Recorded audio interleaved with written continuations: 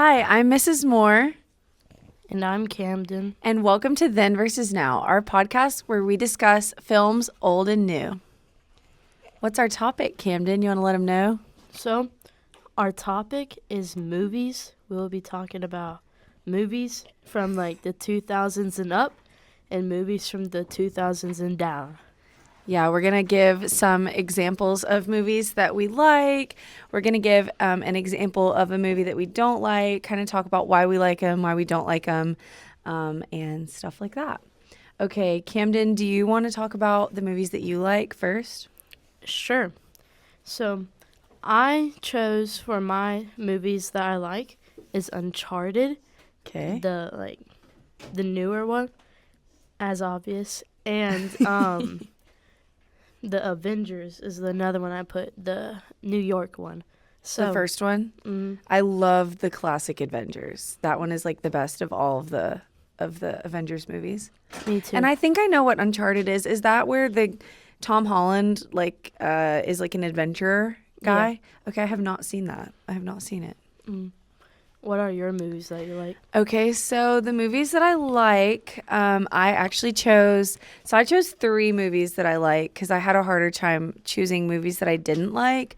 So I chose The Truman Show. Do you know that one? It's got Jim Carrey in it. I like it. I chose The Godfather, and then I chose The Shining.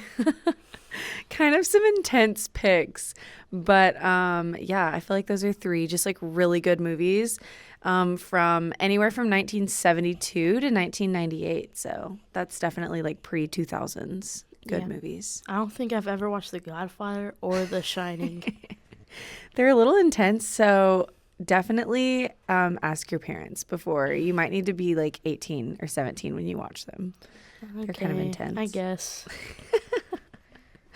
So what are the movies that you didn't like? I put The Flash, but not like the CW universe, but the one with I kind of forgot his name. The one that like the new one? Yeah.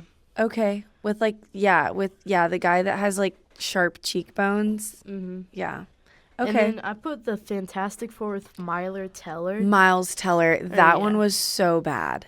That I was actually just thinking about that film the other day because I was like watching something talking about films where they had to do reshoots and they had a bad wig. And Kate Mara, who plays the Invisible Woman in that film, they had to do reshoots and she had on one of the worst wigs like ever in a reshoot. Like it changed her hair color and it was so bad. It's like laughably bad. So those are some good picks for movies that you don't like. What are the movies you don't like? Okay, so I actually had a hard time picking a movie that I don't like. So I kind of just picked one that like culturally is like widely disliked, and that would be the 1997 Batman and Robin with George Clooney in it as Batman. People say that it was super corny. It's got like Arnold Schwarzenegger in it, and he plays like the Mr. Freeze. And I think that's the one with Jim Carrey where he plays the Riddler. No, I think that's a different one. I think he plays the Riddler when there's like Two-Face. Yeah, because this one is Arnold Schwarzenegger and Poison Ivy. Have you ever seen it? It's like super cartoonish. Like he's in this giant like diamond suit with like a helmet on. He looks crazy. I think I've seen like clips of it here and there, but Yeah. I don't think I've ever watched it. It's fully. it's actually like I do enjoy watching it, but like a lot of people say it's like one of the worst like Batman movies because it was so cartoonish, and they said that like they basically just made the film to sell toys. And I could see that because it is literally that cartoonish. Yeah, that's funny. Do you have anything to comment on like the themes of your movies? Like kind of anything about them? So for the Uncharted movie, I like it because I kind of like adventures and like riddles because it has a bunch of riddles in Ooh, it. I love a riddle. And yeah, and it has Tom Holland in it, which is like You said a he's your D1 favorite actor. Spider-Man. Yeah, he is my favorite Spider-Man too. So, but it also has like a bunch of backstory to it. Okay. But like, I won't spoil it. But like, Tom Holland's character in it, Yeah. like it has some of his childhood in it, which makes it like make a lot more sense. Okay. So it has a good plot. And then for the Avengers, I mean, I like Marvel a lot. Yeah. Like, I could watch it all day. You literally could watch it all day. I think somebody did like if someone like added up like all of the Marvel things, like how long do you think that would be? Like all the shows, the movies, like what do you think like Oh, I Oh my watched a gosh. video about this. like days, like maybe even weeks, I feel like. I think it was like a week and like That a is few crazy. days. Just like nonstop, like not even hitting pause. That's Yeah. insane. That is so much content. It's worth it though. Yeah, they're pretty good. I love how it kind of like culminates, like it builds up and then comes together with like a grand finale. It's still going, really. Did you have anything to comment on about the movies that you didn't like? So for the Flash, the CGI was just not good. Yeah, Like, yeah, they could have done better. yeah. Like, the CGI from the movies that you're talking about is probably Right. better than that movie. Right. Dude, the CGI in, I think it was whatever the latest Thor movie was like shockingly bad. There was a Yeah. part where they were walking and literally the crown was like levitating above her head. It was so bad. I was actually shocked that it was a big Marvel movie and that it was so bad. Mhm. So turns out the big studios need to watch their CGI as well.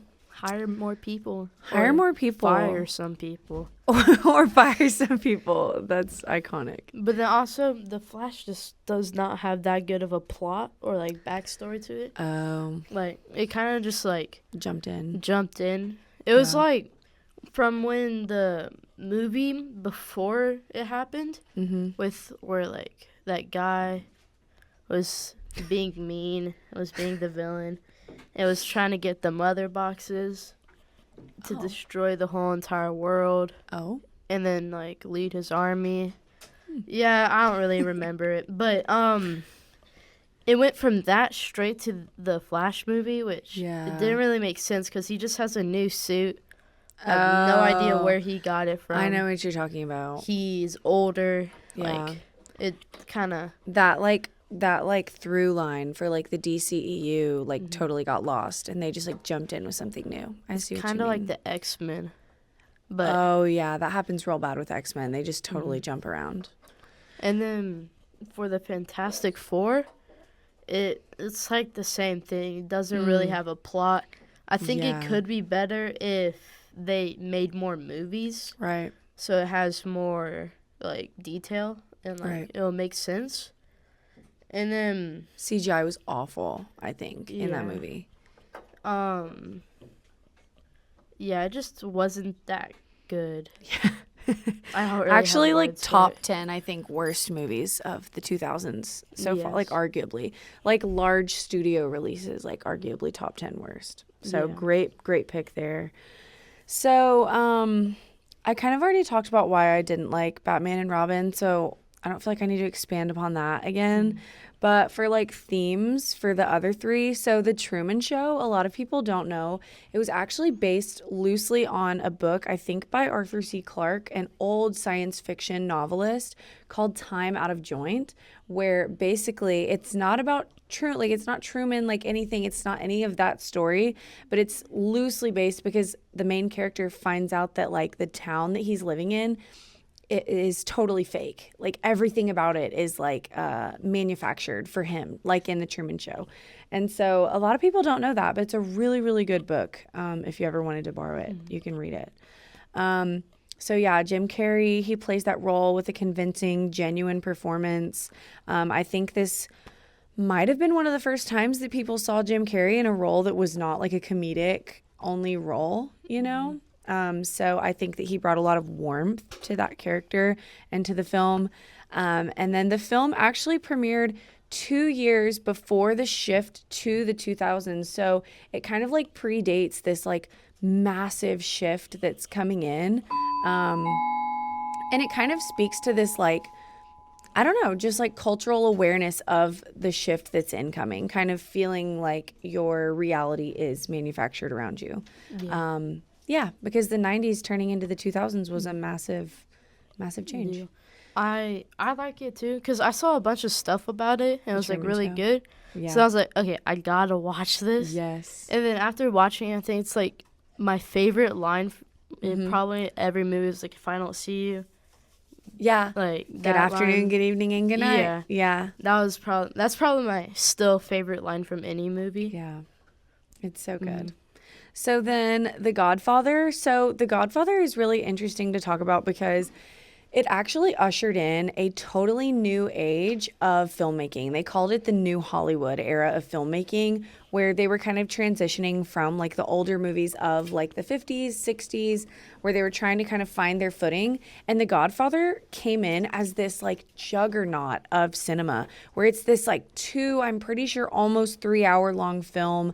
It had a massive, massive release across the United States. I believe it was one of the first times that a movie was actually promoted like nationally. Like it went all the way around, and not just in like local cinemas.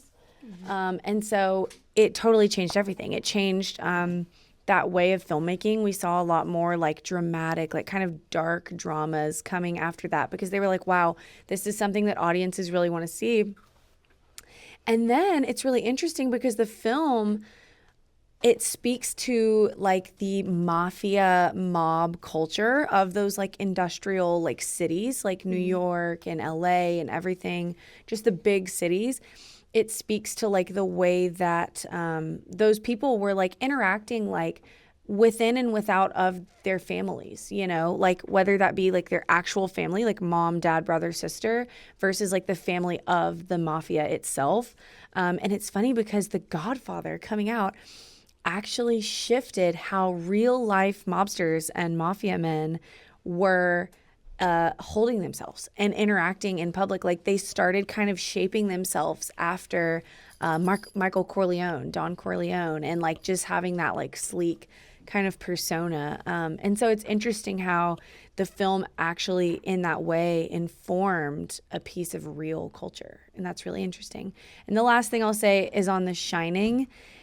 Was based on a book by Stephen King. Do you know who Stephen King is?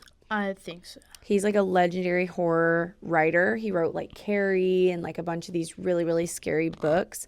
And he wrote The Shining, and that's what this film was based on. Interestingly enough, Stanley Kubrick is the director of the film The Shining. And Stephen King did not like the film version of The Shining. He was like, he took the source material, made it something totally different. There's like all this weird symbolism and like visual imagery that I did not see in the book. He actually hated it. Like he like has said that multiple times and he stood by it, which is interesting because The Shining is like a cult classic. Like it is one of the like foundational pieces of like American filmmaking from 1980. And color in the film, like that's part of why it like holds such a place in like the zeitgeist of history, cinematic history, is because of Stanley Kubrick and how intentional he was with color and with those symbols. Exactly what Stephen King hated about the film was what made it stand out and like withstand the test of time. So yeah. Me personally, I like movies more than the books. Yeah. I think the books do have more detail and Yeah. stuff, but the movies just Yeah. Like Harry Potter. yeah. Yeah. I think I might have read the books before I saw the movies, which is interesting because I read them in like the 2010s. Anyways, I think we are running out of time on our podcast. So we hope you enjoyed this glance into the past and present of movies. This has been Camden and Miss Moore, and we hope you tune back in next time. Thank you. Bye.